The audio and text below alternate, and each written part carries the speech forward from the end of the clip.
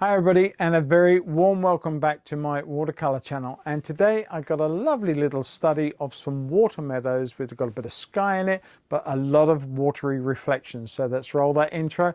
Let's see what it's all about.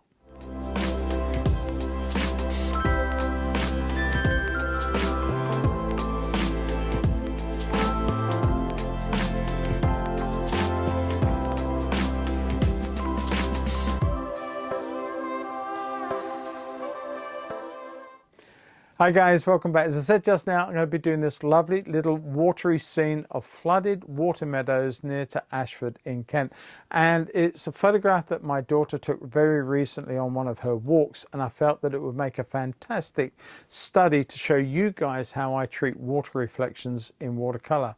Now, before we get on with the painting, I would like just to say one or two words about another topic, and that is that I have started building courses, online courses, and I have chosen a platform to host them on, and I'm in the middle of making one right now. And the first one is going to be how you would paint or learn how to paint skies. It's a rather in-depth set of tutorials that I've put together or am putting together that will help you guys when it comes to painting skies, from application, the ways that you can do it, different skies that you confront, and all these different things.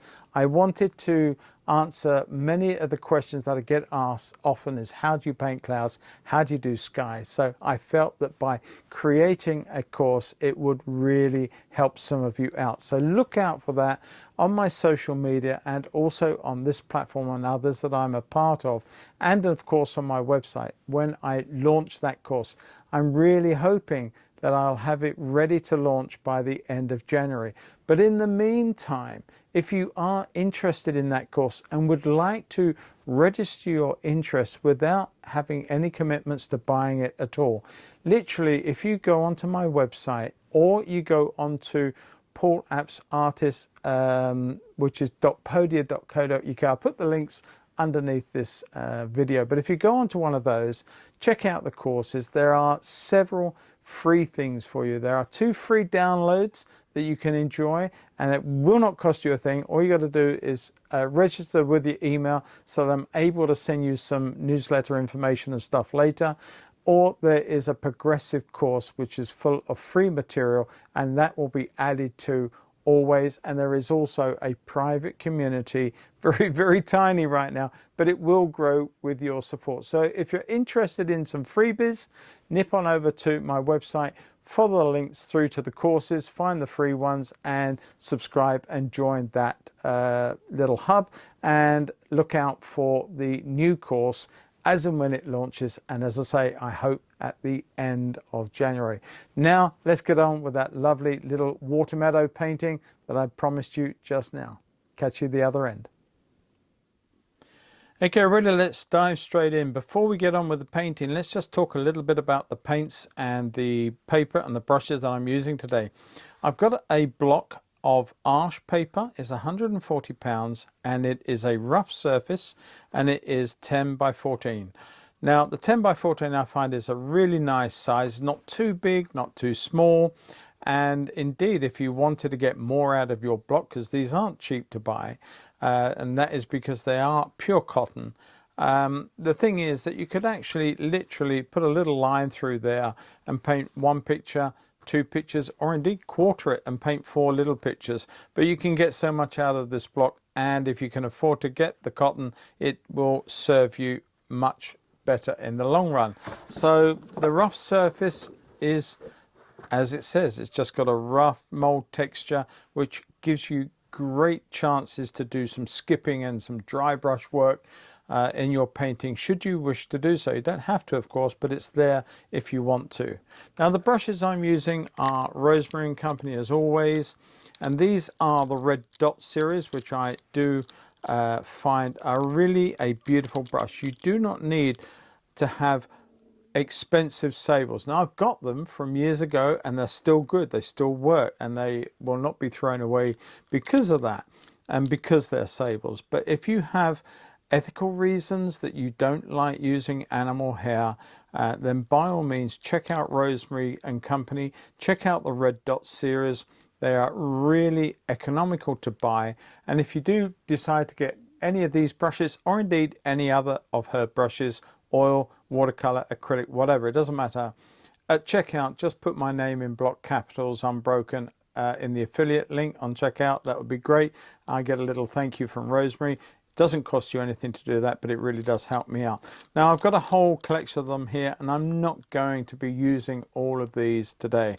What I will do is I'll probably use this nice flat just to give it a little bit of a outing, as it were, and a nice big round. I will probably have my rigger on hand, of course, and I could, for the nature of this picture, I might even keep that one, that lovely little sword liner, handy, but then I will have options for a smaller round if I want to. These other ones, they pretty much will do anything that these will do, but you know, the bigger one of course will do a lovely wash much quicker, and ideal if you're using a much bigger piece of paper. But you can get away with quite a lot with these, so don't go too mad. You don't have to go out and buy the entire range. Just a few brushes, a few select brushes across the range would do you well.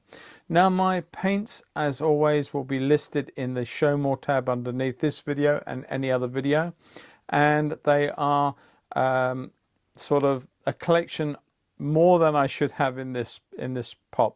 This is a Craig Young box. It carries, I think it's 16 or 15 colors normally. I've added a little bit of plastic there to create another reservoir and 4 more here. So I'm a little greedy with my colors, but I do love them, and they all get used from time to time, but not always in the same picture. All right, so what are we doing today then? Well, last time out I did a silent film with some headings for you based on doing a very simple landscape, and I wanted to carry on that theme, but I wanted to talk through this one. And what I wanted to do is a very simple landscape, very watery one. I wanted to explore the sky and the reflections in the water, and then just make quite a simple statement with all of that, and then just come in with the details of the ground, as it were, the hills in the distance, the trees, and any reeds and rubbish. Now you can see the picture there, and this picture was taken by my stepdaughter and recently near her home, and I felt that it was absolutely a stunning picture. Better to be safe than sorry, I say. So let's just put that on there, and we've got 3.5 inches down. Are we about the same here? Yes, we are. So that line was a bit off, that mark. So I think we're pretty much good to go. So that will be my horizon line. What it does allow me to have an awful lot of water in here. That may be good, it may not be good. So I might just bring my horizon line a shade under, like that.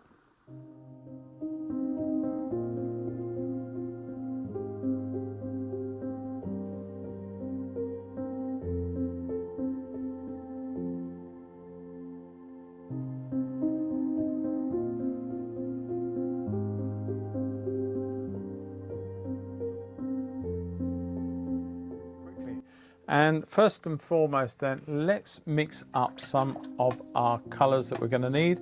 And I'm going to be using quite a lot of cobalt blue for this, and some of my lovely phthalo blue.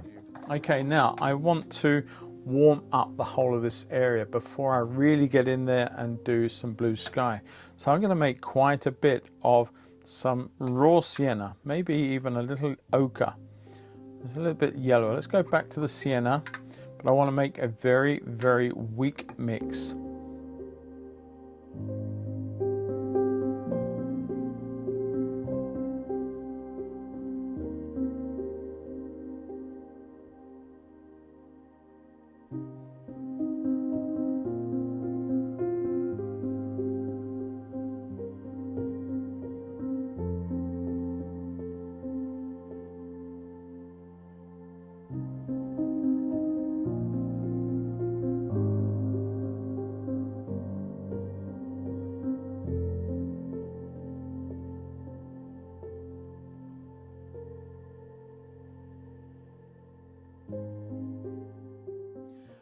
While it's drying, I am going to add more colour, which is going to be my blue sky. So it's going to be very, very soft.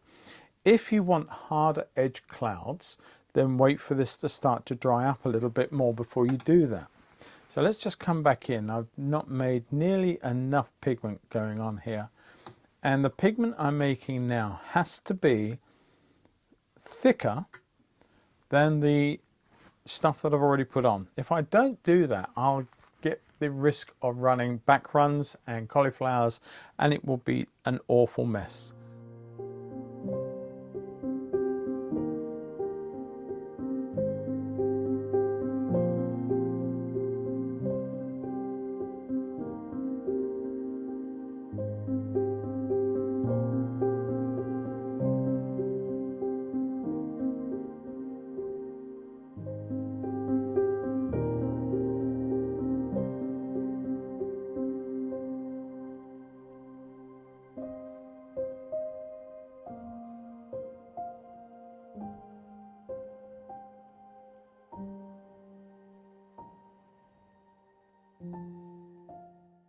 Cloud, now there is a very definite yellowish tinge to the outer edges of that strong light, as there is in the foreground with the reflection.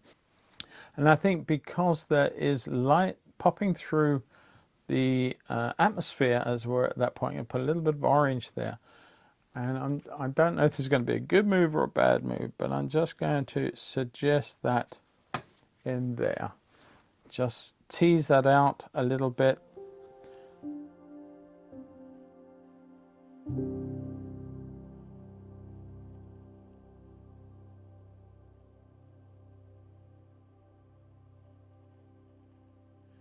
Okay, so it's pretty much dry, to be fair. There is still a little bit of a ripple in here, and because it's a block, that tells me that it's not taut, so therefore there's a little bit of dampness in the paper, so just be aware of that.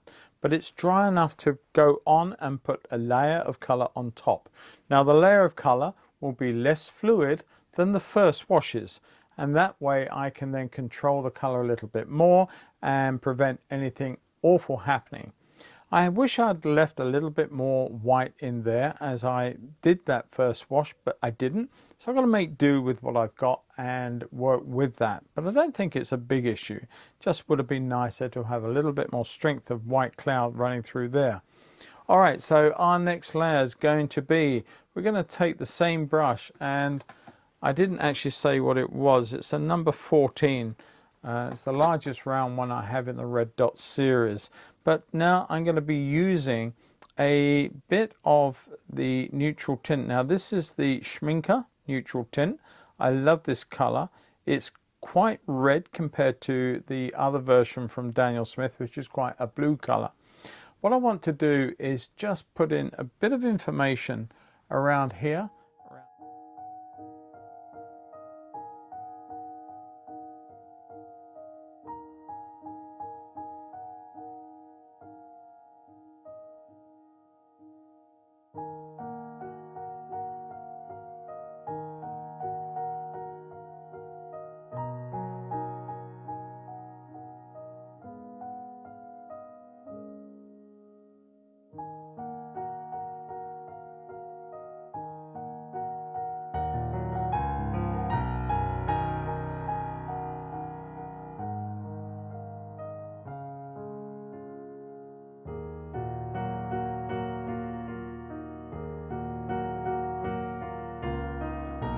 Okay, so while this is drying up, I need to start looking at my first layers of my background.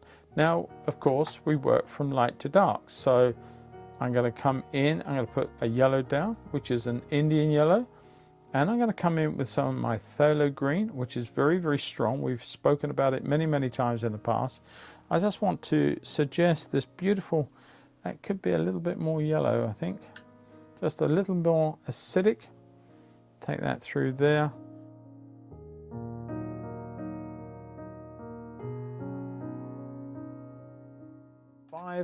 And we're going to add in our background color. Now it does look black, but it's not as dark as the colors here and here. So if we make this too dark here, then this will not really work at all. So what I want to do is I want to look at the temperature of that background color. Going to come in with some neutral tint.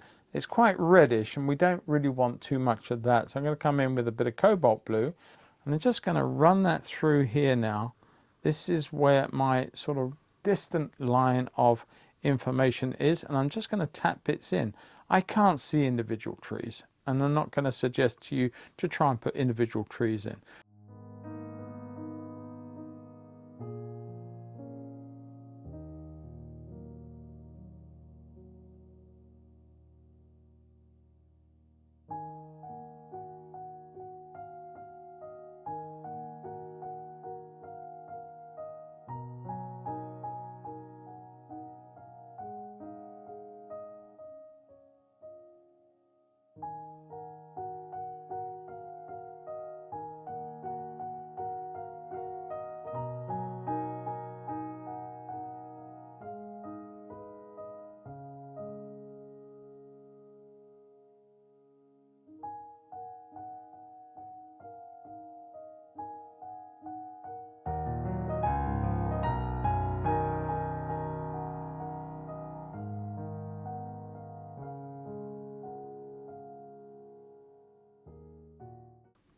Okay, I think we've done enough there though. I think we've got a nice little backdrop there.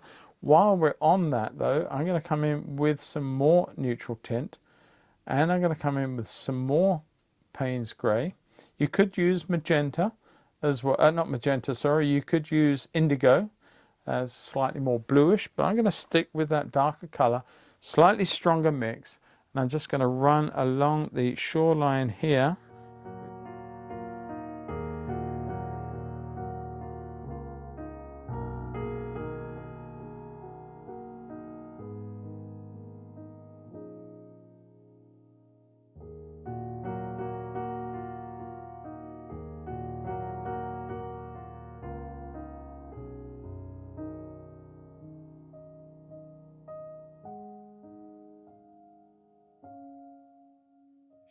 What we're going to do now is work our way down, and we're going to come in with some more colours in here and certainly a little more suggestion of where the reflection line is. Now the reflection I'm going to do next, and it's going to be pretty much a slightly lighter colour than the colours it's reflecting.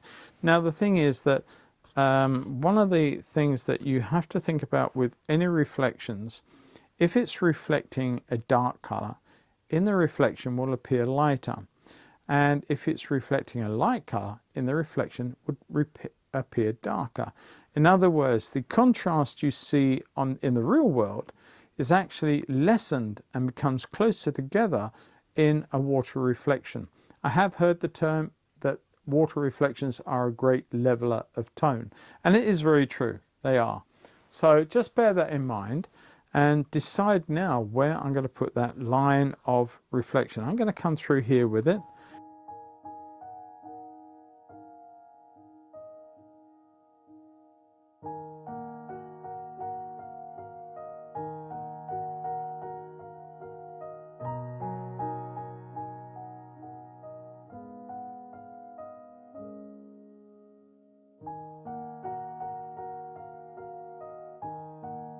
But there's some lovely blue. Now, I know there's a bit of red in there, or orange. It's going to affect the blue, but not enough to worry about it. But now I'm going to put in some lovely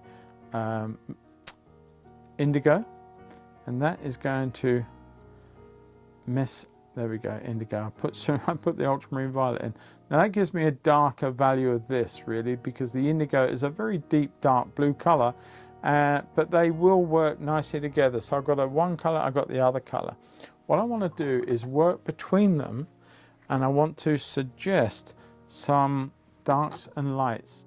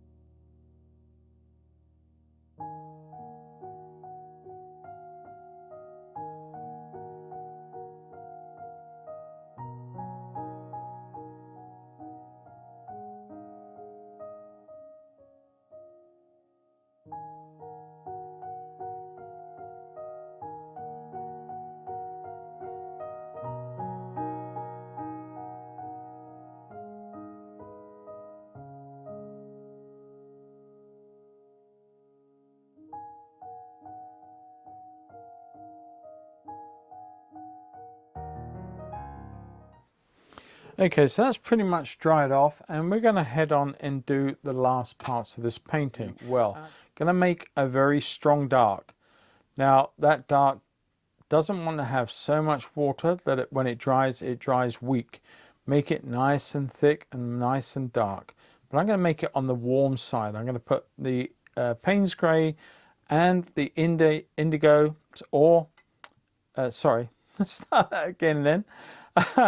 I'm going to put in the Payne's Grey and my orange to make a warm, and I can bias that towards the blue by adding more blue one side, orange the other. Indeed, you could also use indigo if you wanted to do the same.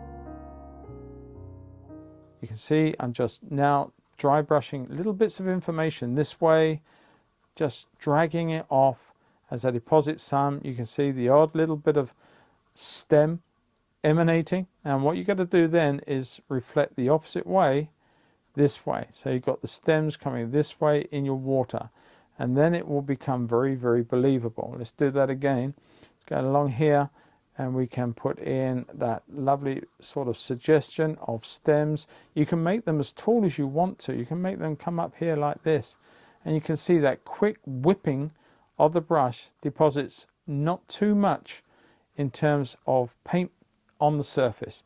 What you don't want is to go up like that and deposit a huge, great thick line.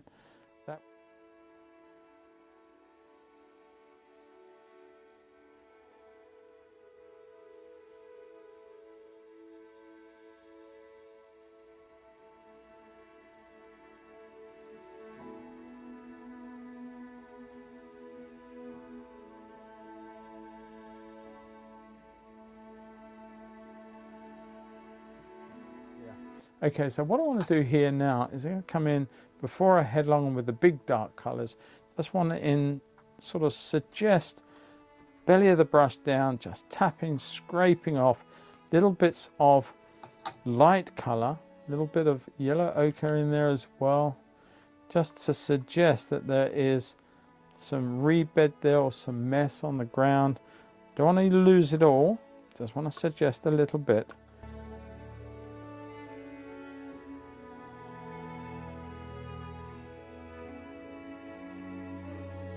While we're waiting for that to dry off, let's use our rigger, and this is a number 2 rigger. I think they normally come out 0, 1, 2 and 3. I like to get a number 2 or a 1, but this one happens to be a number 2. Now I'm just going to come in here with a few specific marks. So I'm just trying to think this out now as I go. I don't really want to overdo it, but it is easily overdone, got to be fair.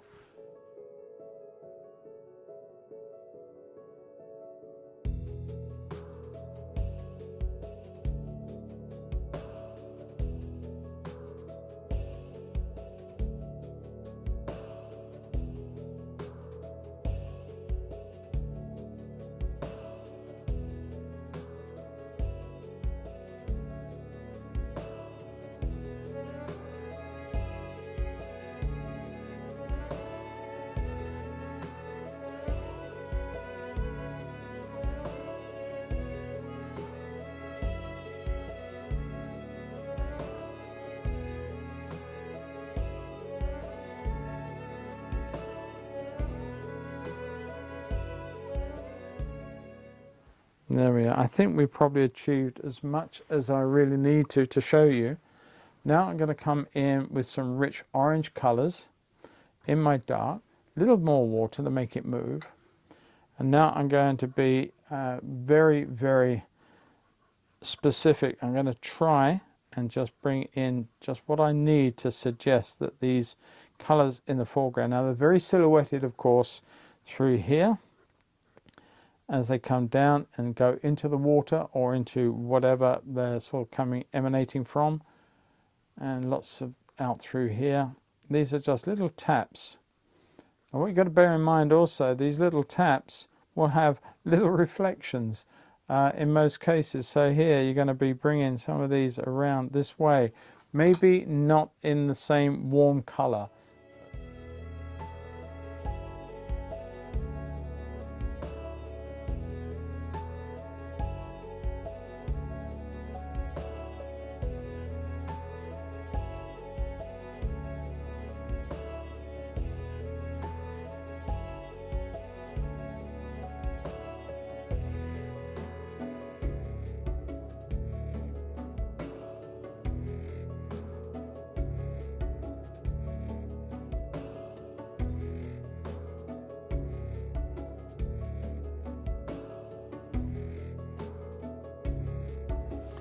Okay, so I think we're pretty much done there. I'm just going to dry everything off because there is a couple of things I've forgotten, and that is to put a little slight indication of these clouds down through here, and of course the body of trees and stuff over there, which I never actually did at all. So we're going to come back in and just finish those off, and we'll call it a day.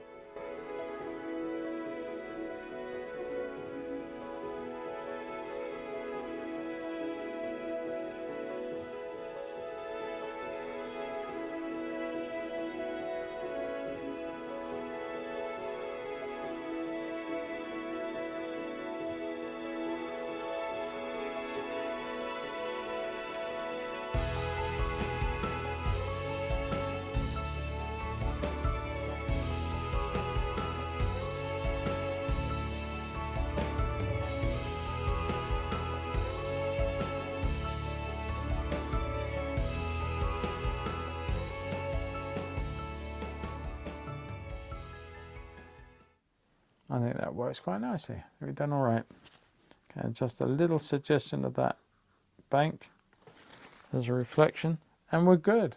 Pretty much sorted out, I think. A little bit darker maybe, just in there. Not too much because it should be lighter than the tree line behind. Just take a little bit of that off. All right, I think we're done. I think we're sorted. I'm happy at that, and for once, not too many errors. I think the one big one for me is not having enough white light above these clouds. I should have dabbed out a little bit more, and if you get a similar situation happen, then why not dab it out a little bit just to give you that extra bit of white paper back instead of having the blue to the grey, which didn't work out as well. I could come in with a darker one, but then it will mess up all these other tonal values running through the picture. I'm just going to sign it and call it a day. There we go. Hi guys, I do hope you enjoyed that. I had a heap of fun painting it, as I always do, and I do love the challenge of trying to replicate things in scenes, you know, the watery aspects and the reflections, and making the tonal shift much closer than it would be looking at the real thing. And is, as I say, it's a great leveler of tone. So that was all very, very interesting. And if you did enjoy this video, if you like the content that I create, then please consider subscribing to the channel. It doesn't cost you anything to do that. It's absolutely free, but it does help me grow my channel and reach a lot more people around the world who are like you, trying to learn to paint. And if you want to learn more, then there is also my Patreon. Check it out, pop on over there, and if you want the reference material for this tutorial, then you do need to go over there and download it for free. As always, you don't need to be a Patreon to download it. Please do that and have a go at it. And if you do a painting and you want to put it up either on the new community on my courses channel, or indeed on the Painting with Paul apps over on Facebook, you're welcome to put it up there at any one of those, and I look forward to seeing them. In the meantime, I'm just going to say thank you so much for all your support. Don't forget the courses. Don't forget to register your interest if you would like to know more about that when it comes out, and do that now because you've got all those freebies over there as well. Lots of content for you to learn, enjoy, and it doesn't cost you anything to do that. and I'm adding to it all the time. Now I flogged this one to death now, so I'm going to leave you guys to get on with your lives, enjoy your painting, catch you all in the next video next week. Take care, stay safe, bye bye.